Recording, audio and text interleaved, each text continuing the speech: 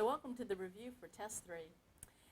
The subject matter of this test includes commercial paper, secure transactions, and bankruptcy.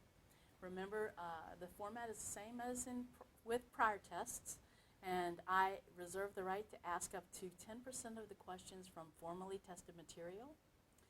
So just a couple of blasts from the past to refresh your memory. The statute of frauds does not require all contracts to be in writing. Only certain contracts must be in writing to be enforceable.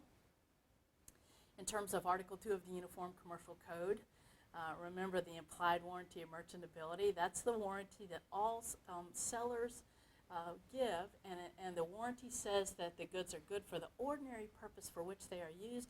This warranty may be disclaimed if goods are sold as is, with all faults, or if there's a disclaimer that specifically uses the word merchantability. So if I were to say there are no implied warranties of merchantability, then you wouldn't get that warranty.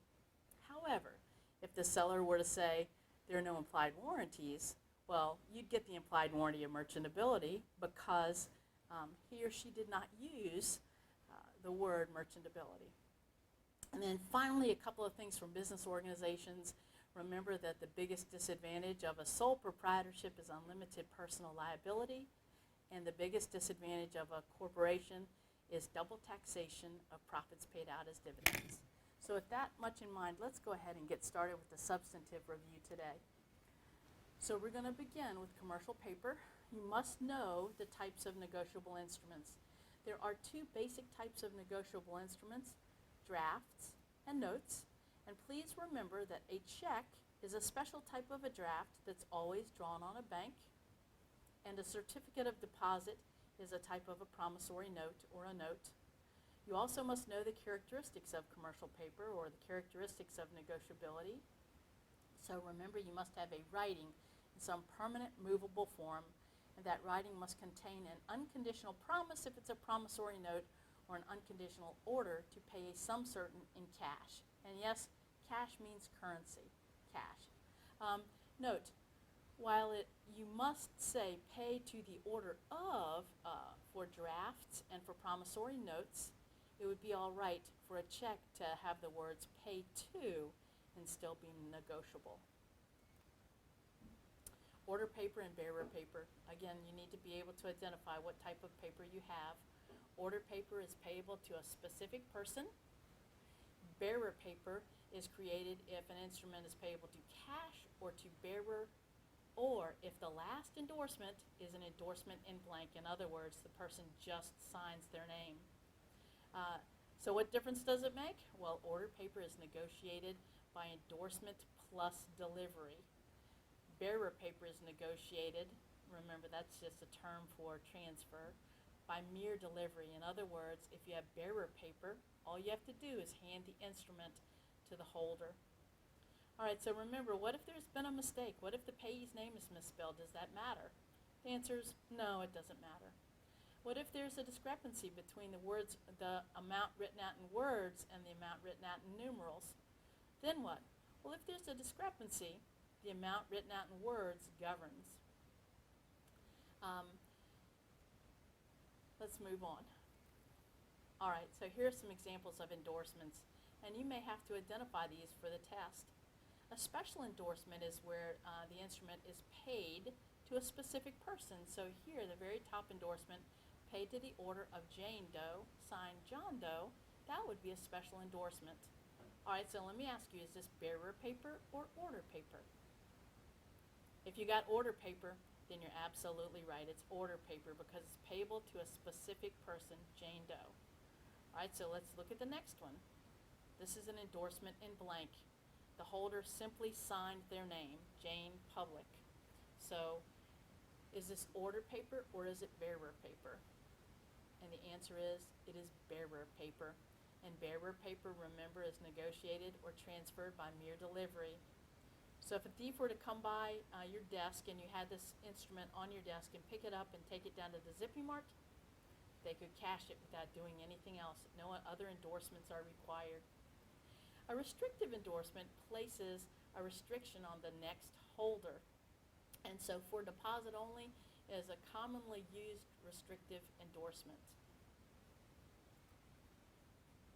Banks and customer relationships. There are about, maybe 8 points right on this slide, so these are some easy points to pick up on the test. An oral stop payment order only lasts for 14 days. A written stop payment order lasts for 6 months. Remember, you may not stop payment on a certified check, no matter what. And a check is considered to be stale if it's 6 months old or older. And a bank may honor a stale check, but they're not required to do so. So I hope you get all 8 points. Forgery. All right, assume that somebody sneaks into your dorm room and they steal a check and they forge your signature and they wipe out your bank account. As soon as you find out that this has happened, you notify the bank. What is your liability? And that your answer is 0. This is solely the bank's loss. They have to put the money back into your account. On to secure transactions. Secure transaction, remember, this is also part of the Uniform Commercial Code. You would enter into a secure transaction if you're a seller and you're selling goods on credit, or you're loaning money to someone so they can go out and buy something. You want more than the debtor's promise to repay you. You want to enter into a secured transaction. As you probably recall, or I hope you recall, there are 2 steps in creating a secured transaction. And those 2 steps include attachment and perfection. We're going to begin with attachment, and you must know the elements of attachment. This is step 1. For there to be attachment, 3 things must happen. There must be a security agreement, and the security agreement need not be a separate agreement from the contract. It usually is just the contract. And actually, a written security agreement is not required if the creditor retains possession of the collateral. At any rate, that's the first requirement. Value must be given. That is, the creditor is either selling goods on credit or loaning money to the debtor to buy goods. And then the debtor must have rights in the collateral. This looks like a great multiple choice question to me. Perfection is step 2. And this is what you really would like to have if you are our creditor. You must know that the methods that a creditor can use to create a perfected security interest. And let's go over them very briefly. There are 3 ways. First, you can create a perfected security interest if the seller retains possession of the collateral. So when is this ever done? Well, a pawn shop would do this. Or if you buy goods on layaway, the creditor would retain possession of the collateral until they're paid. There are other times this could be used as well. The second way, a perfected security interest may exist if a financing statement is filed. This is the safest way to create a security interest. The purpose of a financing statement is to alert third parties to the existence of a security interest. Will I include that on the test? And the answer is yes. You will need to know the purpose of a financing statement, and that is to alert third parties to the existence of a security interest. In other words, it puts the world on notice that a security interest exists. And then third, with a consumer good. And remember, look at it in terms of where is the good being used. If the good is being used in an office, then it's not a consumer good, it's office equipment. If it's being used as a consumer good, then you would apply these rules. With consumer goods, there's automatic perfection as soon as the consumer goods are sold to the first consumer. Here's the trick, though. The perfected security interest can be lost if that consumer sells to a second purchaser who has no idea that there's a perfected security interest. So for that reason, it oftentimes is wise or wisest to file a financing statement, particularly if the consumer good is a big ticket item. And remember, last reminder, remember to look at where the goods are used to determine whether they indeed are consumer goods. On to bankruptcy. We talked about a couple different types of bankruptcies. Let's begin with a litigation, or Chapter 7. A litigation is also known as a straight bankruptcy. This is probably what you think of when you ordinarily think of bankruptcy proceedings. There are 2 ways that this type of a proceeding may be commenced. There is an involuntary bankruptcy, and this is begun by the creditors of the debtor, and a voluntary bankruptcy proceeding, and that's begun by the debtor by filing a petition.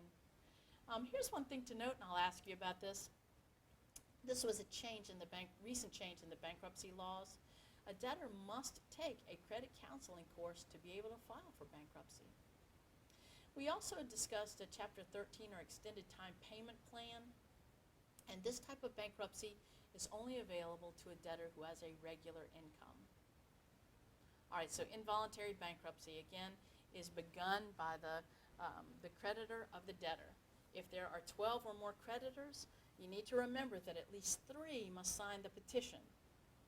You also may not force a farmer or someone who owes less than $15,775 or a charitable organization into bankruptcy.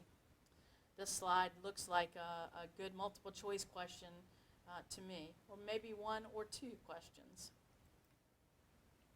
All right, so let's make sure that you understand this. And so who has to sign that petition, involuntary bankruptcy petition? How many creditors? Bill is unable to pay his debts as they become due, and he owes over $20,000 to 12 different creditors. One of those creditors is Green, and Green is owed $15,775. May Green force Bill into bankruptcy without anyone else joining him? And the answer is no. At least 2 other creditors have to sign that petition. All right, so discharge in bankruptcy, a couple things to keep in mind. You can only obtain a Chapter 7 discharge once every 8 years. Once every 8 years. And a discharge in bankruptcy is going to release the debtor from most debts. However, certain debts are non-dischargeable. And so this looks like a great multiple choice question to me.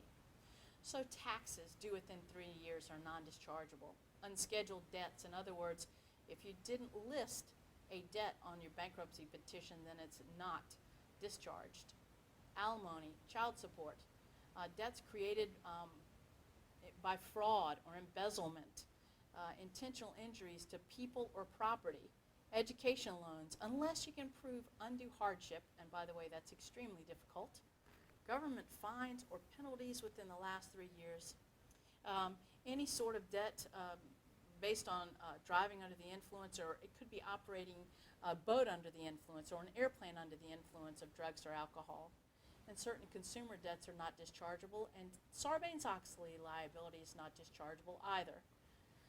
A discharge may also be denied if the debtor refuses to obey a lawful order of the court. We call this contempt of court.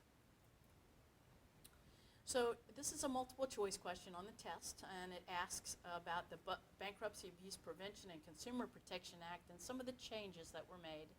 And so I've listed some of the major changes. The homestead exemption under state law is now limited to $125,000, and you have to live in that state for 720 days to be considered to be a resident. Prior to this act, there were states that were considered to be debtors' havens, so Florida and Texas, and debtors' havens essentially allowed the debtor to keep all their wealth by investing it in a home. No longer allowed. And if the debtor obtained a discharge within the past 8 years, bankruptcy will be denied. It used to be you could declare bankruptcy every 6 years. And then finally, a credit counseling course is required to be able to declare bankruptcy. So this pretty much sums up, this sums up the review for test 3. And what I'd like for you to do is take the practice test that's in your book and review your notes, and that's all we need to do. Thank you so much.